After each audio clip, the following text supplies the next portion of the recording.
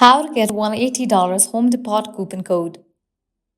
Let's get started. Launch your preferred browser. Over here, you're going to find the search box. Type in Home Depot coupon code and then search for it.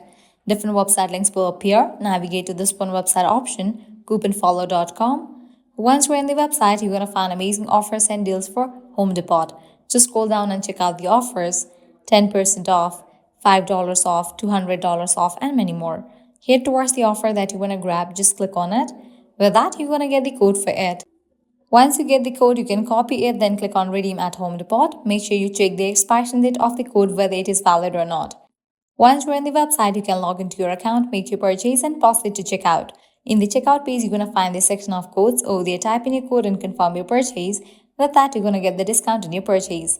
Likewise, you can also try out other offers, as in this website, you're going to find tons of offers and deals for Home Depot. Lastly, what you can do is head back. Once you're in this website section, you can also check out this one website, Groupon. This is also the legit website where you're going to find amazing offers and deals for Home Depot. So this way you can easily get up to $180 working coupon code for Home Depot.